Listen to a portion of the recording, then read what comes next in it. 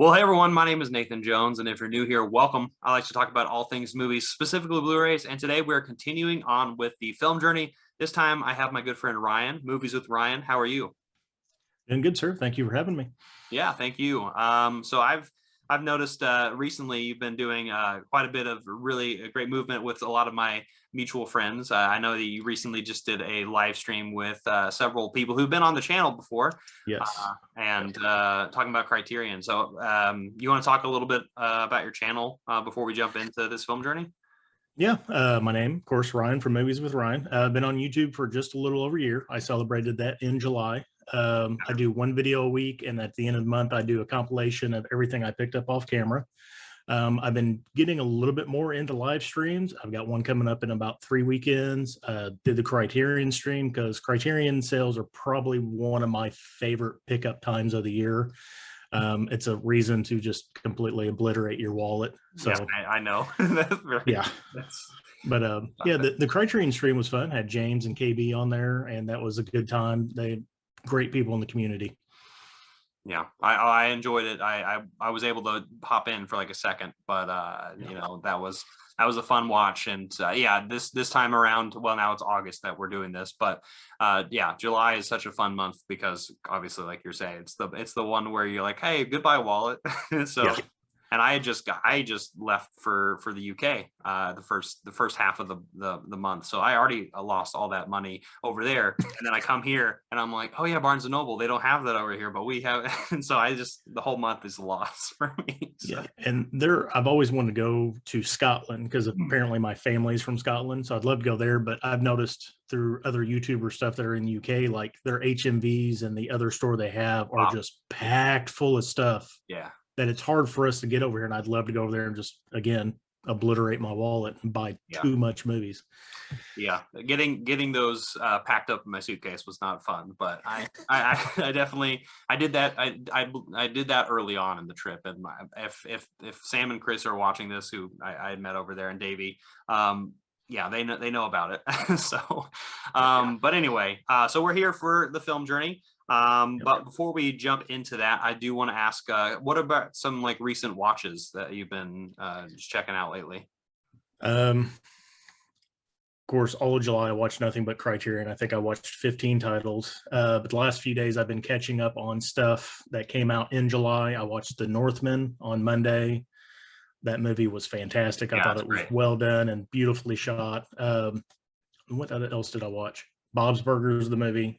Nice. I love the TV show, but it was really just like 3 episodes of TV thrown into a movie. Gotcha. Oh, and The Unbearable Weight of Massive Talent with Nick Cage. Surprisingly good. I didn't know what to expect, and I've heard it's just Nick Cage being Nick Cage, and it was Nick Cage being Nick Cage. And then today I actually just got out of the movie theater and watched Bullet Train. Came out today. I guess it technically came out last night, but short of it, your little 60-second review. Yeah, it was pretty good. I was quite surprised by it. It's a nice little stylized action kind of thing. Kind of reminded me of a Guy Ritchie / Tarantino movie in a way. Well, I will say that people who are watching this chronologically, the last person I had on when this comes out, they saw Bullet Train, had the opposite thought. So it seems like it's a fun film to like, either you like it this way or you like it that way, which I have a feeling I'll be more like you. It's like I just want to kind of turn my brain off and watch a dumb action film, and that's probably what's going to be. You can do that. You can turn your brain off. It is funny. There are quite a few little funny spots in there, and the cast is great. I didn't realize how many people that were known character, known actors that were in there. It's pretty good.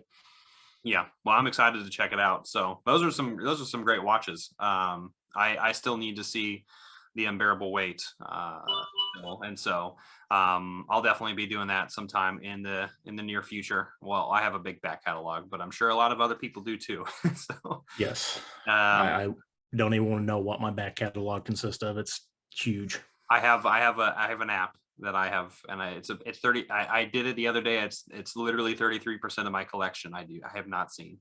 So I was going to figure probably about 40 to 45% of my collection I haven't seen. I blind buy way too much, but I do a lot of thrifting blind buying, so I can justify it that way. That's fair. That's a silver bullet in my case, because my dad is much more the thrifter, or the antique. He likes to go to antique stores and stuff, and thrift like that. But I'm one of those people. It's like I have to have the best release of something. So it's a dynamic. But anyway. So for everyone watching this at home, so what we do here on the Film Journey is we like to talk about our guests, our fellow content creators, or people who are just in the community, and we like to go through their film journey from when they were younger all the way up to where they're at now, and ask a few other questions like that. So my first question I always like to ask is, what do you remember being your first movie memory? So my earliest memory, of course, was probably Disney stuff, but my most strongest memory, my parents used to be on a bowling league on Saturdays, and the lanes that they went to had a gigantic room upstairs for kids, and they had it staffed. Like there was 2 people, I'm sure they were probably paid $3 an hour or whatever to watch us, but they would play reel to reel, like the 8mm Disney shorts all the time. Remember that quite vividly. And then during the summer, my mom didn't work. My dad was a union pipe fitter, so she really didn't have to work. So she would take me to the movie theater, 2-3 times a week. And I mean, like Lady and the Tramp, Brave Little Toaster, E.T., all that early 80s goodness, I remember quite fondly. Police Academy, out of all things. She took me to go see Police Academy. As a kid. Yeah, that's yeah. Did you get it? Did you catch everything when it was coming out? No.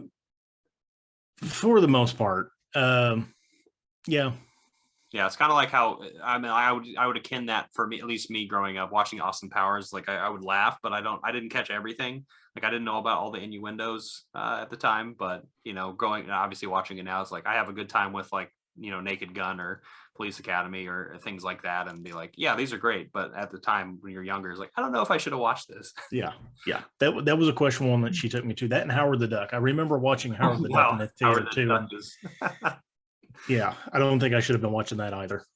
Yeah, but that's fair. So those were they mostly movie theater experiences growing up, and like going to that bowling alley, or was there like did you rent the films or anything like that? Yeah, I guess we got our first VCR, I think, around 86 or 87. So I was born in 79. So I think I was like either 6 or 8 years old when we got our first VCR, but we didn't buy any VHS tapes. I mean, it was right when the boom of video stores were coming out. We had a little video store maybe like a mile away from the house, and we used to go rent all the time. So I think one of the first things we ever rented was probably Terminator, I believe, was one of the very first things I ever seen on VHS, which was interesting. Do you remember, was it kind of like a family night where you just rent things, like get maybe like a pizza or something, anything along those lines, or was there a particular day or special times you remember? Not really. I've got a brother and sister. My brother's 10 years older than me, and my sister's 9. So I think me and my mom would go to the store, rent movies, just kind of keep me preoccupied while they did housework or whatever. My sister and brother were always off; they were never home. So I think it was more the was it latchkey kid type syndrome, where sitting at home keeping me busy. Sure.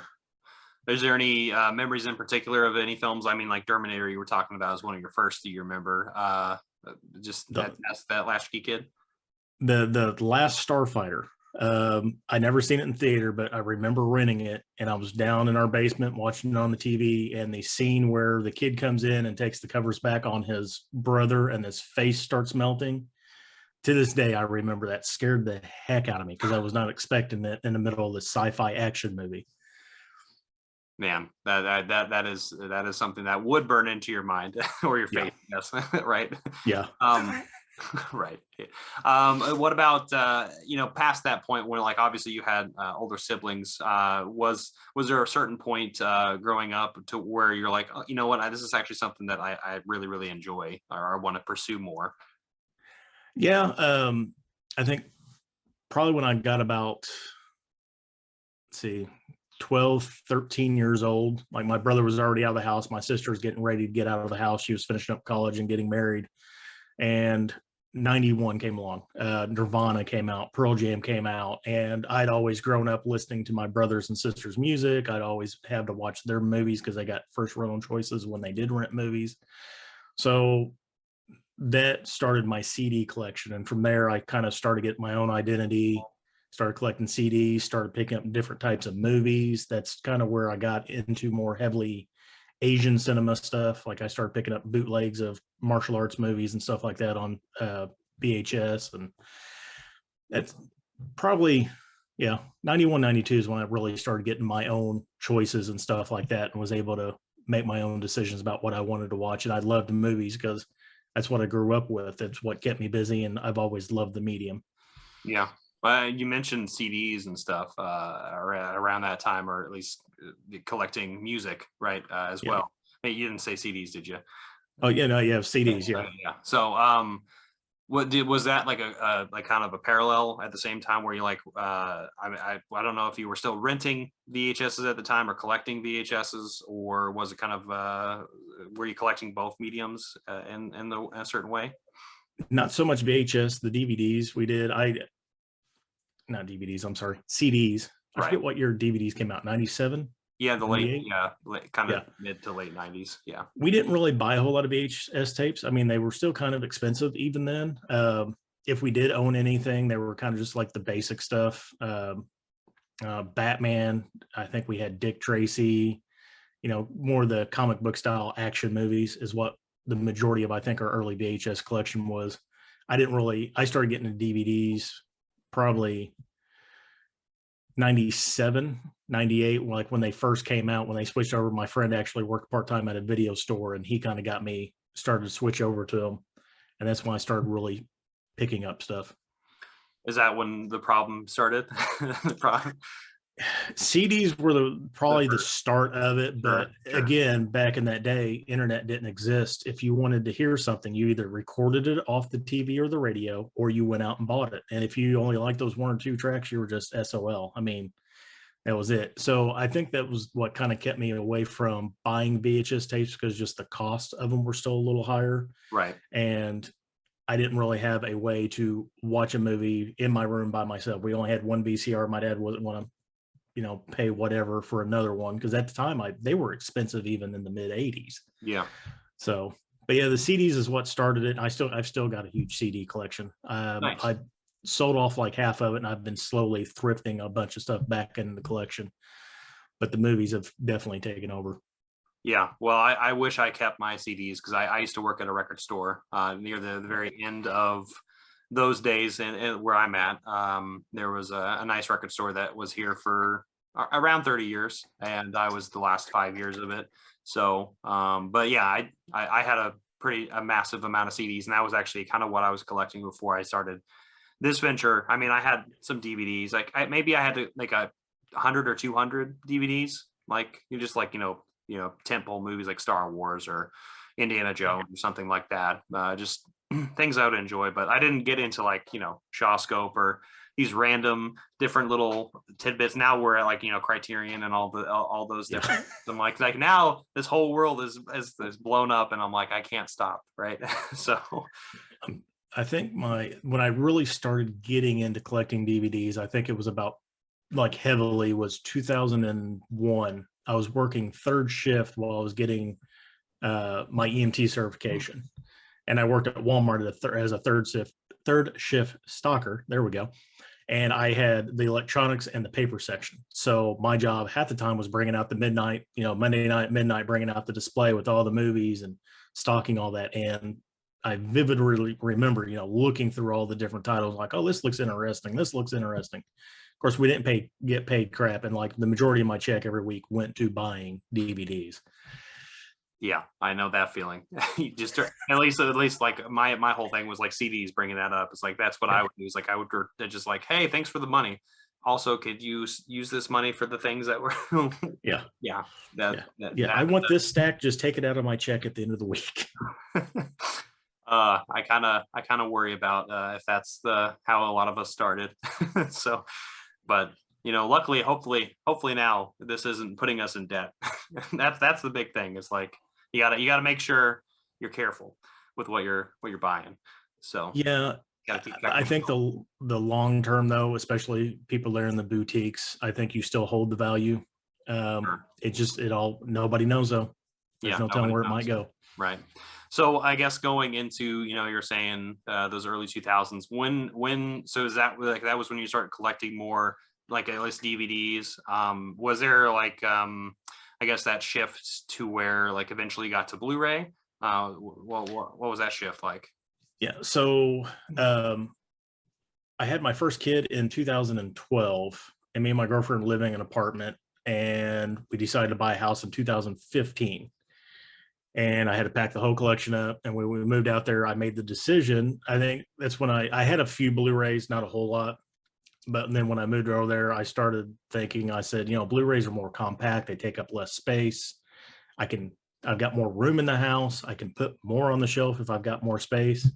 And that's when I really started converting my whole collection over to Blu-ray. And I took all my stuff to my Mega Replay and I sold it all off, which was a mistake because I didn't realize how many DVDs never made it to Blu-ray. So I had to go back years later and pick some of those things back up, which it happens. But yeah, probably about 2015 is when I really started my Blu-ray push. And then about 2016, 2017 is when I really started collecting steelbooks. I'm not a huge steelbook collector, but I've got close to 500 steelbooks. And That's a steelbook collector. Yeah, yeah. I have yeah. I have maybe 30 or 40. So, which Yeah, I remember walking into Best Buy because I wanted to buy some movies, some Blu-rays, converting some stuff over, and they had the Kill Bill 1 and 2 steelbooks. And I seen them, I picked them up. I was like, well, these are two movies I'm looking for on Blu-ray. These packagings are awesome. And I think I ended up picking up those two and like 5 more steelbooks they had on the shelf that same day. I was like, okay, well, this is it. So that was the start of the steelbook collecting. Yeah. Well, unfortunately. Unfortunately. Well, that's funny you brought up Kill Bill because I just recently watched, because I have both the steelbooks myself. I just recently rewatched those because I've been on a big martial arts kick and like just being like, oh yeah, I remember watching Kill Bill back in like 2003 and 4. And that was my introduction to Tarantino. But I hadn't seen all these movies or like Lady Snowblood or any of those movies. And then I obviously have seen those since, and like watching Kill Bill again is like I understand all these references now, and it comes full circle. But yes, I just watched Lady Snowblood for the first time in July, and I mean, obviously, you can tell where Tarantino got his inspiration from, but the movies are great, and people should watch them if they want to see the parallel between Tarantino and Lady Snowblood. Yeah, absolutely. I agree. I mean, that's the cool thing about this whole thing that we enjoy is just finding like, I mean, obviously someone like Tarantino is gonna wear a lot of his stuff on his sleeve and, kind of pay references to a lot of these things, but it's cool to go down these different rabbit holes and kind of just whatever you're feeling at the time, depending on the month or, what season it is, you get to go down these different little places and be like, oh, that was connected to that actor was in this, and it's like, oh, that's what this reference was to. And that's what I've always loved about this this community and this also like thing that we're doing right now. But yeah so with the channel, when did you decide to start doing this? You said not that long ago, right? Yeah, so I started in July. What it started from, I've been watching a couple YouTubers religiously, like every time they put videos out, Cinema Sickness being one of them. I'd watch him every day. And one day, him and Down a Movie were going to be on this thing called a battle. And I was like, what is this battle? So I watched it and I fell in love with the concept of it. So I went back and started watching all the other battles and see what it was. And I contacted 4K D-Ray and I said, what would it take to be on the battle? He goes, just you showing up with camera and a collection. I was like, okay. I said, do I need YouTube or Instagram? And he was like, no, not really. I said, okay, well, I feel more comfortable if I had some sort of backing or, justification of what I'm doing. Right. So I started the YouTube channel. I started Instagram channel at the same time and just started networking with everybody, getting to know people. And that was in July. And I think I had my first battle in November, and that's what really pushed me to do the YouTube thing. But when I started YouTube, I didn't want it to be a career, I'm not trying to make money off of it. I set boundaries. I said, I'm going to do one a week. I'm not going to be on social media 24/7. I would already get on my girlfriend about that enough. I don't, so I don't want to be contradictory of myself, but it's been fun just meeting the people and having the conversations and just seeing what I was out there. And it's definitely impacted the wallet just a little bit too, because there's been some cool stuff to pick up. Yeah, and the unfortunate thing is with us, we're all like enabling each other. Yes, very much so. Yeah, so I'm guilty of that as well. A lot of the friends we were just mentioning earlier, they definitely have enabled me, and I've enabled them, and it's just this cycle. But I mean, it really is a great community, and so I am very glad that you're a part of it too. And yeah, it's cool that like something like those battles have like just spurred you to be like, well, okay, well, I guess I should start doing something myself just to have some kind of backing behind it, right? So yeah. And I mean, that's how I met Movie Chatter, which is how I met John. And then you were on John's channel on the 5, which I love the 5. I think that's probably one of the, easily one of the top 5 things I watch every time one comes on. And that's how I met you. And it's cool how stuff just kind of falls into place. And of course, you're by KB, and then James. I don't know where James is from. He's down south. I think he's either in Alabama. He's in Georgia, I think. Yeah, Georgia. Yeah. So yeah, I want to try to like go. I'm one of those people who likes to go places. Obviously, last month was definitely a big, like, I can go to Kansas City anytime if I want to. I'm not that far away from that, so I can see KB anytime I need to. But like going overseas was a big shot for me. So eventually I'll make my way over to like the East Coast or something, or even into Indiana. Just for basketball for me. Right. Cornfields and basketball is about all we have here. Yeah. Well, I like one of those things. So okay, so I guess going through that whole venture of where you're at now, thinking about that, what about some of like your favorite films? Do you have ones from like your childhood, or some stuff that you've recently been favorites? What are some of your favorites? I was on a show last night with 4K Lowdown, and we kind of talked about this too, but my favorite movie of all time is The Crow. 1994, vivid memory of going out to eat with my friends, and then we had a record store in the little strip mall that was by the theater called Cat's Records. We'd go there, we'd hang out for a little bit, wait for the showtime. I went and seen The Crow, and then I did it the Saturday night. Then I did it the next Friday night, and I did it the next Saturday. And I went and seen it 8 times in the theater within a month and a half, and it just blew me away.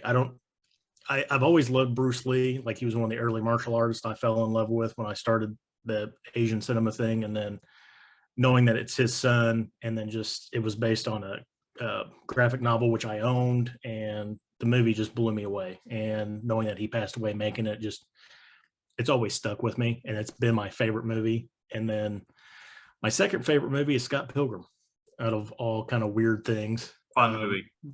So much. It is. I was late on it too. Like, I don't think I watched it for the first time in like 2017 or 2018. Oh, wow. Yeah. Yeah. And there for a while, I was watching it just like once a month. I made it a religion. As soon as the calendar rolled over, I throw it in. My kids love it. They love the music of it. And I just think it's an all around cool movie.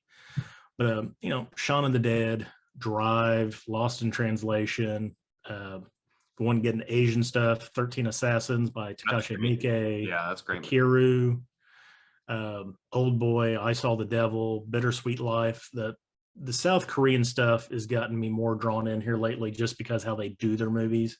Mm-hmm. But if I'm going to go old school, Akira Kurosawa all the way. And that's one of the reasons I love the Criterion Collection. It's just there's a wealth of nice old foreign movies in it. Yeah, I feel like that was a lot of people's gateway to like just international pictures in general. Because I have the Bergman set right here. I watched The Seventh Seal fairly early in my college career, when I was going to college, I guess, but before I started teaching at one. I just randomly watched The Seventh Seal in a class and was like, what is this? And like, why am I reading subtitles? And that was something that I was like, so it was so new, because obviously we're Americans, so we don't really do subtitles too often. Now it's becoming more of a staple, which is great. Obviously in our community, subtitles are very common. But for most people, it's like people are watching Squid Game or something on Netflix, or even watching Parasite. Like it's getting more mainstream, which is great. But yeah, just going back to like Akira Kurosawa or Bergman, like that's how I was introduced to a lot of these foreign directors from where we're at. But yeah, I that's what I love about this collection. But anyway, you were talking about Kurosawa, so that's sparked my mind. Yeah, and I love Kurosawa samurai stuff. It's great, but Akira blew me away. His dramatic stuff, and I picked up High and Low, and I didn't get to watch it last month. I'm going to watch it sometime soon, but I've heard that's like even better. I like Akira better, but I know what you're going at though. You'll like it a lot. Yeah. So, and I don't know. A lot of stuff's derived from Kurosawa's work, and you can really see it in modern movies. And just even though he's an Asian director, or Japanese director, like he feels very American in a sense. I don't know if that makes sense or not. No, it does, because I know that a lot of people in Japan didn't necessarily like his work as much because it was more Western, if that makes sense. Yeah, which is interesting. But yeah, but I get what you're saying. Yeah, but the South Korean stuff right now, last 10 years, 10, 15 years, and like I said, Old Boy, I Saw the Devil. I just love the way the Korean movies are made. They don't sugarcoat anything. The hero doesn't always win. They're blunt, and I like that in a movie. I like stuff being straightforward, and it's kind of drawn me away from American cinema just a little bit, but I mean, America still makes good movies though. Yeah, it definitely does. I mean, but like you said, I mean, a lot of this hobby allows us to explore stuff outside of what we're kind of just used to, right? Or what we would expose ourselves to just because it's here, right? I mean, you kind of mentioned it maybe a little bit, but like, what are some of your favorite directors that you've come to enjoy? Takashi Miike is probably my favorite new age Japanese director. Of course, Kurosawa, Wes Anderson, Edgar Wright, a lot of the more quirky new age people. Guy Ritchie, I love his stuff. It's kind of fallen off lately, but like his original gangster trilogy or gangster movies were awesome. I did love The Gentleman. I thought that was brilliant. That was a lot of fun. Yeah, it was back to form, I would say. Sofia Coppola. I found myself like lost in translation, but Virgin Suicides, that was the first time watched for me recently. And there was another movie of hers I watched that blew me away. Clouds of Sils Maria. Is that a Sofia? Oh, yeah. I haven't seen it, but I have it over there. Yeah. A beautiful movie, beautifully shot. And it's just kind of it's like a movie about a play in a play. That's a movie. It's like really a weird dynamic, but it was just really well done. And I picked it up just because somebody said Kristen Stewart was excellent in it, and I do not disagree. She was very, very good in it. She's much better than everyone gives her. I mean, obviously we know, but the people like just know her from Twilight are going to be like, nah. I'm like, well, you haven't seen her in Clouds or The Ghost Shopper. Like, personal shopper. Yes. I was blending personal shopper. I was kind of blending what happens in the movie, right? So personal shopper. Yes, but she's great. And I still want to see what's that recent, like the Alien movie that she was in that came out, I want to say either Underwater, yes. Yeah, I still haven't seen that yet. So, but I've heard it's actually pretty good. So I own it, haven't watched it yet. That's which is a common theme. Yeah. Oh man, that's great. Those are great directors. I want to see more Takashi Miike. I've only seen only a few things like Blade of the Immortal and 13 Assassins, and mostly his samurai films, and a couple of like Audition I've seen, but I haven't seen, because I know he's made so much. 117 directing credits to his name, somewhere around in that ballpark. It's insane. Yeah. And he's in a lot of different genres too. So yes. So my introduction to him was Audition. Somebody told me, oh, you need to check out this director, Takashi Miike. You love Kurosawa, you'll love his new age stuff. I was like, okay. And the first thing I came across was Audition. It was like streaming, I think, on early Netflix or something. And I'm not a horror guy at all. And I watched it, and after I got done, I was like, what did I just watch? Right. Because it's J horror, and it didn't freak me out, but I was like blown away by it. I was like, okay, this dude is on the verge of insane, but I liked it. So I think 13 Assassins was the next thing I seen, which is one of my favorite movies, and then Blade of the Immortal, and then I've picked up other stuff too, like Gozu. Um, I can't think of half the other stuff he has right now. Zebra Man. I picked up Zebra Man 2 the other day. I found it randomly thrifting, which I was surprised. It's not a movie I thought I'd find, so I got to find one and watch them both. I mean, Zebra Crime Fighters. Yeah, I mean, it checks out, right? Hopefully they just don't choose straight bubblegum, hopefully. So yes. But yeah, Mike has surprised me just because he is in himself, just all over the place. Oh, Harikari. He remade Harikari as well. Yes, which I also have on the shelf, but I have not seen. But I mean, I freaking love the original. Like, absolutely. Yeah. Like, I've seen it multiple times. But I've heard really good things about the remake. It's almost, I want to say it's almost a shot for shot. I've only seen the remake. I haven't seen the original. It's sitting downstairs on the shelf. I need to watch it, but it's almost, I'm pretty sure it's almost a shot for shot, but it's got the Mike over the top goodness to it. Yeah, I think you'll really dig the Kobayashi film when you get to see it. So that was a recommendation years ago when I had a small Criterion collection, not that long ago. Because I mean, that's the thing, is like, this fills up fast. So. Yeah, I mean, I started, I guess November of 2019 was my first Criterion sale I hit. Mm-hmm. And I've been pretty consistent on that. I think I'm right around about 100 Criterion titles, which I know is not a lot compared to how many's in the collection, but that's still a lot of. I mean, yeah, that's like what 1/11th of the collection, pretty much. Pretty much, yeah. Yeah, pretty much. I don't know. I'm sure they're almost near 1,200. So I don't know anymore. Yeah, 1140 somewhere around there, I think, right now. So yeah. It's kind of crazy thinking how, like, like Godzilla was like number 1,000, and I remember I remember when it came out, I was like, everyone was trying to guess what the number was, and like that wasn't that long ago. But it feels like, I don't know, it feels like everything's sped up now. I don't know what's going on. Time's weird. So this makes me think a little bit more about some of you were just mentioning some of those directors. What about like favorite actors? Do you have any favorite actors or actresses that you like to follow? Yeah, right now, probably working actors, Ethan Hawke, Joaquin Phoenix. There he is right there. Oh yeah.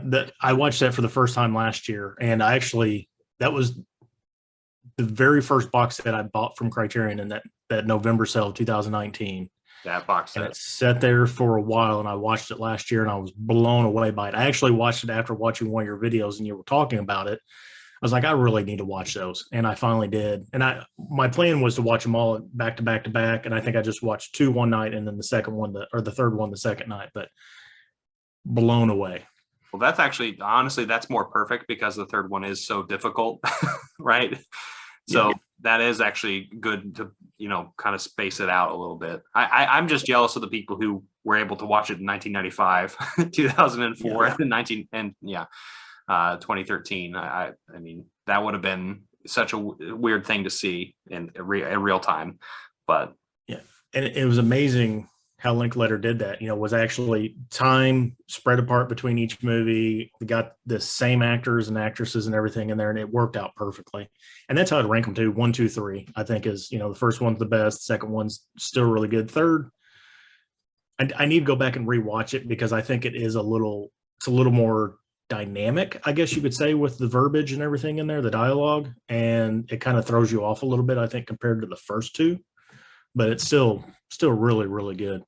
My favorite's the second, personally, but second. I love the weird in between. Like, is this gonna be a thing? Kind of a yeah. I love that. But anyway, so Ethan Hawke. Yeah, Ethan Hawke, hands down, he's good in everything he does, and I think he just morphs into every character. Christian Bale, same reason. I mean, the man goes from 130 pounds in the genus to 185 bulked on for Batman to two something for the Vice movie. I mean, he's insane in his range. Joaquin Phoenix, I've always loved him. Scarlett Johansson. I've always hated him because of Gladiator. because like I love to hate him, right? It's like I love Okay. him as an actor. I just always hated him because I'm like, you're like you're doing this to yourself, kind of a thing. He was in Ladder 49. So of course 9/11 happened. At the time I was getting my EMT certification and I became a volunteer firefighter kind of out of that reason. And then Ladder 49 came out and I just fell in love with him because I thought it was a really good portrayal of firefighter life and actually what happens. Like the realism in it is steps above Backdraft, which Backdraft was what, 80, it's what, The late 80s, was it? 92 or late 80s. I forget. I forget what it just celebrated. Yeah. But it was just realistic. And something about Joaquin just really fell in love with him. I loved his Joker as well. I know a lot of people don't like it, but I thought it was ingenious. Scarlett Johansson, Emma Stone, probably two of my favorite female actresses. I guess my favorite actresses. Mm-hmm. Denzel Washington, can't go wrong with him. And then Adam Driver, I think is excellent in everything he does. And then I guess I could throw out one Asian person, Lee Bung Hung. He was in I Saw the Devil, Bittersweet Life. He's Storm Shadow on the G.I. Joe series. And he was Billy in the Magnificent Seven, the knife throwing guy. He's just excellent in everything he does. And he's just got this stone cold killer face that just fits perfect in the movies that he's in. But yeah, Adam Driver, he's really surprised me. Just the stuff that he's picked up or done lately. Marriage Story is like one of my favorite movies that's came out recently. And then just the little stuff he does, like in Francis Ha, Inside Llewyn Davis was fantastic. Just his little cameo in that. Yeah. He's got space. Yeah. It's interesting to because obviously he's got a military background, but he's also got the theater background with him as well. So it's like that combination plus like you said, those little roles he takes. I was like, but he's so memorable in everything he does. I think it's because he puts himself into it, Yeah. And he cares. And Star Wars, like I grew up with the original trilogy, so it'll always be my favorite. I don't care for the prequels. Because when they came out, I was already past that age that I would have been interested in them. And the new trilogy's good, but he is by far probably my favorite character out of all the Star Wars, Kylo Ren, which I've got two bad guy Star Wars posters behind me. I root for the dark side. Nice. I have actually people can't see this, but this is an older computer, but it's because it has a disk drive because I like to burn CDs back in the day. But it's a Star Wars laptop, which is funny because the only reason I got it actually was because it had a disk drive, but it also just happened to have Empire related things all around it, decal stuff. So dark side's definitely approved. Just the Kylo Ren character to me, he's a little bit more badass than Vader, even though I think Vader was more menacing. But I feel like Kylo Ren, they wrote his story where he's actually got purpose in it and he plays the purpose really well. Like he's driven. And I like that about the character. Yeah, there's he's got a cool lightsaber. Yeah, a very, very, very chaotic lightsaber, which his personality is too. So that's what makes it such a good pairing. Yeah, I really like his character in the new series as well. I mean, that's definitely the most memorable of the crew, in my opinion, too. Now, if you could encapsulate kind of those directors and actors and people you talked about, is there any particular director that you would choose to be in their work? If you could be in the background, maybe some small role, or maybe you could be a main role, who would you choose? I didn't say these two either whenever I said that, but like a Noah Baumbach or a Jim Jarmusch movie would be fun, man, or even great. Like a Wes Anderson. Like a Wes Anderson movie would just be, even if you're a background character, you still get some sort of livelihood out of it. And it's it's the color palettes and tones he does, his story making on it just always interests me. It's quirky, and I think that would be fun. But Noah Baumbach or Jim Jarmusch, I think I would like, and they're more realistic to me, I guess. And speaking of Adam Driver again for Patterson, man. Oh yes. God, that movie so damn good. I mean, that movie needs to be talked about more, honestly. It does. And I know when I did The Five with John, I know that's one of his favorite movies. I put it up there as a recommendation. I recommend it anytime I can because it's just a subtle, simplistic movie that is just beautiful. Yeah. Yeah, those are great choices. I love both Bomback and Jarmusch. I need to watch more early Jarmusch. I haven't seen. I think Ghost Dog is a lot like the. I'm trying to think of the word. How do I say it? Like the latest movie I've seen. But obviously, he's made movies in the '80s and the '90s, but the late '90s is where I know, and then onward, I know more Jim Jarmusch that way than I know the backward way. And I know Criterion has quite a bit of his back catalog, which I need to check out. So, but great choices. What about if you're kind of encapsulating some of that? This is the tough question I always like to ask.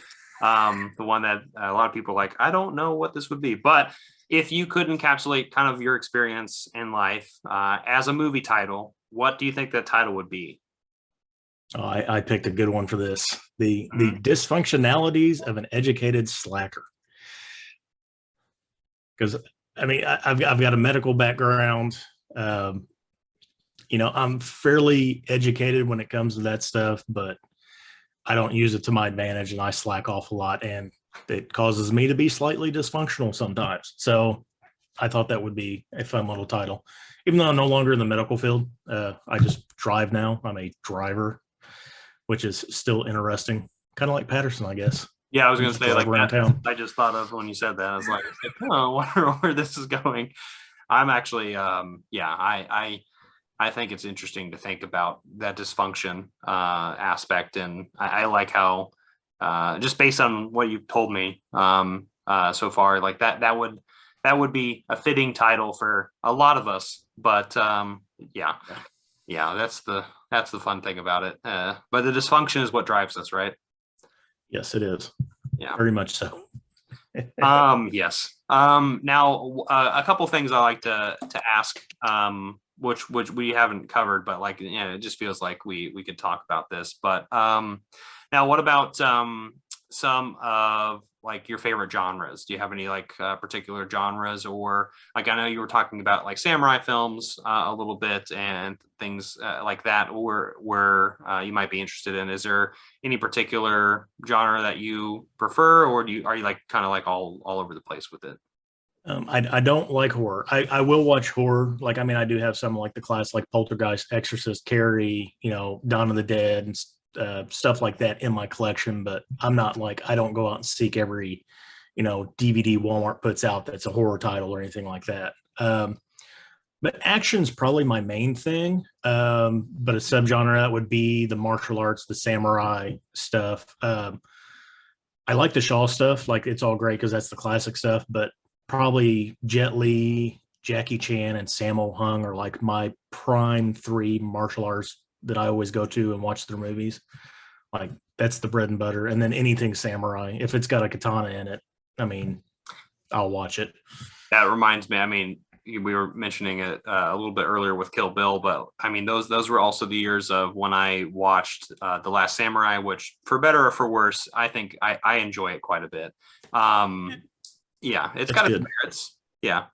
But also The Matrix 2, Reloaded, came out a few years prior to that, and had a katana that Morpheus used. And like, that was like these little things. Like, at that time, I remember, at least for me, I had a Japanese student teacher in grade school. And this just coincided with like all the woodblock printing she was showing me in calligraphy. And then I was like, also, I'd watch these movies. I'd be like, man, katanas are like so cool.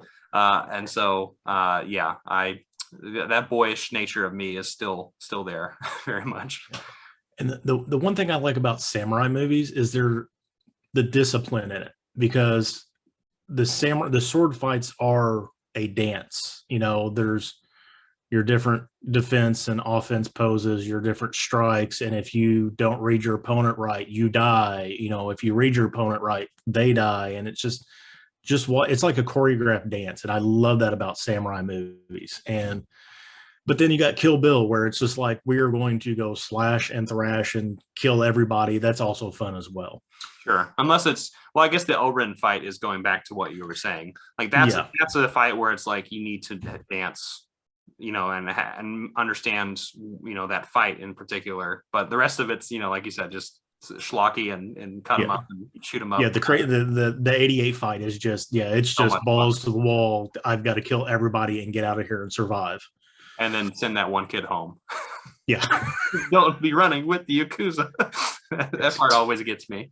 Yes. I always love that. Man. So kind of coming together with this whole thing and just talking about the film journey in general and your collecting habits and kind of your favorites on films and directors and actors and sort kind of how's this medium kind of changed your worldview or outlook on life?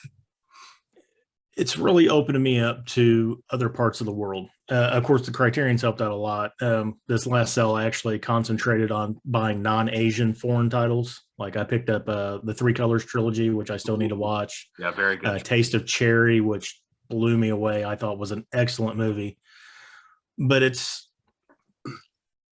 when I was younger, I really thought American movies were it, even though I did like the Asian stuff. But now that I've gotten older, I really appreciate a lot more of the foreign stuff. And, USA, we're number one, but really there's filmmakers out there from other parts of the world that blow away a lot of the stuff that we put out. And of course, nowadays, everything's it feels like dribble, but it's not, coming out of America. I mean, there's still really good movies coming out, but seems like other parts of the world are always pushing and trying to reinvent stuff and reinvent different stories. They're not trying to hash the same thing over. And it's really open. And it really, I would love to travel, but I'm scared to fly. I've been in a helicopter one time and almost killed the pilot, but that's another story. Well, helicopters are scary. Yeah. Well, it was for when I was getting my EMT certification. Actually, the air ambulance service came there to show it off, and they were giving everybody rides. And the pilot was an ex-Vietnam vet, and he was like, "Yeah, we got to turn around because this is the point I need to go, and I'm going to show you a little maneuver." And I about went out of the helicopter. I did not appreciate it one bit. But this allows me to world travel. It allows me to see different parts of the world that I would never see, and it really has opened up my eyes to what else is going on out there. And it's made me a little bit sappier too, I guess. I'm a little bit more emotional towards some things. Or you can cry when you're watching Star Wars now. Yes. Yeah, good. Man, when Han Solo dies, man, that just that got me too. I mean, when did that come out? 2015? Is that when that? I think so. 2015 or 2016, yeah. Something like that. That. I think so. I remember now that we're bringing up another thing, emotions in movies, especially for guys, honestly, is a very interesting thing because, at least my father, I don't see him ever being emotional. But I know with these films, I just, and I don't even have kids. So I can't even imagine if I had children and I'm going to be even more I'm going to be even more emotional, but thinking about stuff like that is a fascinating thing to see. I hope that our current generation and all the things that we're doing is hopefully we can see that we're more open and we can. Yeah. It's okay to tear up when Han Solo, passes on. So yeah, I did a video.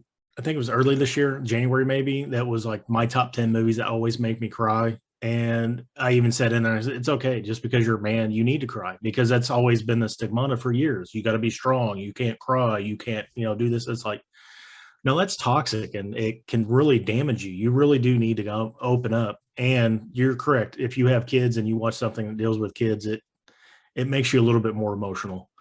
But I'm not scared to admit that I cry at some of these movies. I mean, if they do it well, it's going to make me cry. Yeah. I cried. I watched currently right now as we're filming this, I'm watching. I have a challenge where I'm trying to watch 4 films from someone from England, someone from Ireland, and then also some from Scotland, a different filmmaker. And I just watched a David Lean film, and it was a melodrama, but I teared up just watching this family go through the things that they were going through. I'm just like, wow, it feels like it's every other film now is when I cry on something. I know there's a set coming out from Imprint.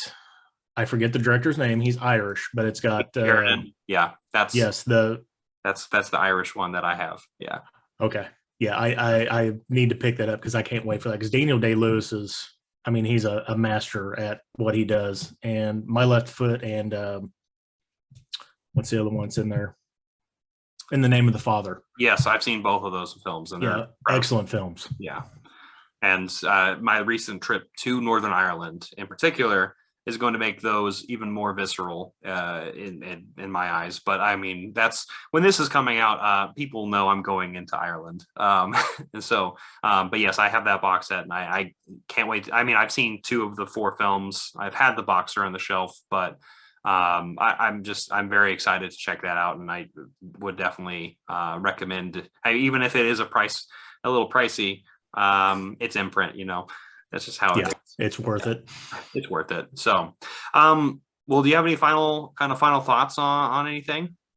No, I appreciate you having me on here. I was a little nervous because not that I don't like talking about myself, but that was the other reason I started YouTube, was because I have a big fear of talking in public and holding conversations more than 30 seconds, because that's kind of what I was programmed to do, is like short, sweet, get stuff done, save a life, move on to the next thing.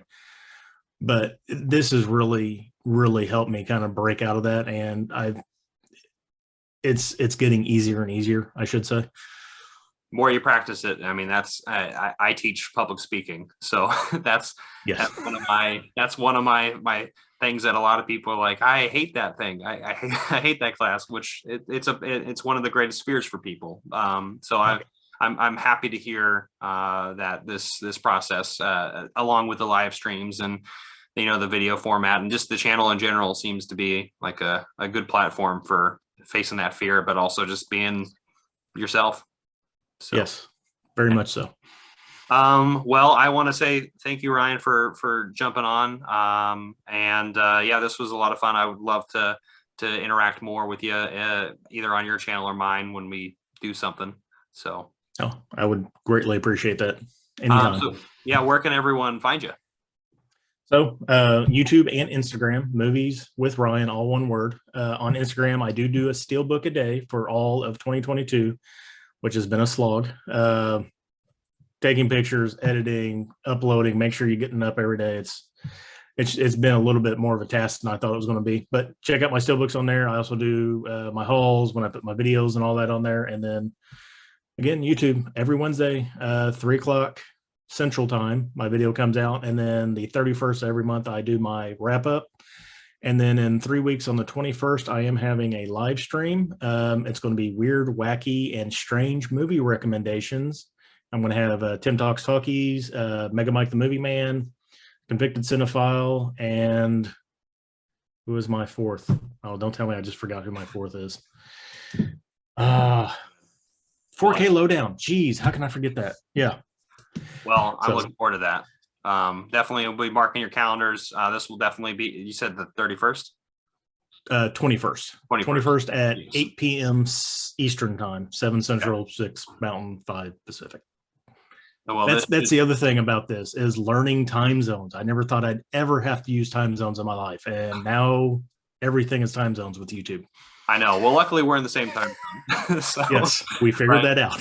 Figured that out. But yes, yeah. So I'll definitely have this video up before then. But I want to say thank you, Ryan, for once again coming on to the Film Journey and sharing your adventures. I hope everyone enjoyed this. Who's watching at home. If you want to interact with us, definitely do so in the comment section. We would love to see what your thoughts on a lot of these are. And yeah, follow Ryan as well. And those links down in the description down below. Anyway, thank you so much for watching this video. I hope you enjoyed it. Give it a like, share, hit the notification bell, subscribe, and I'll see you next time. I'm not jonesing around.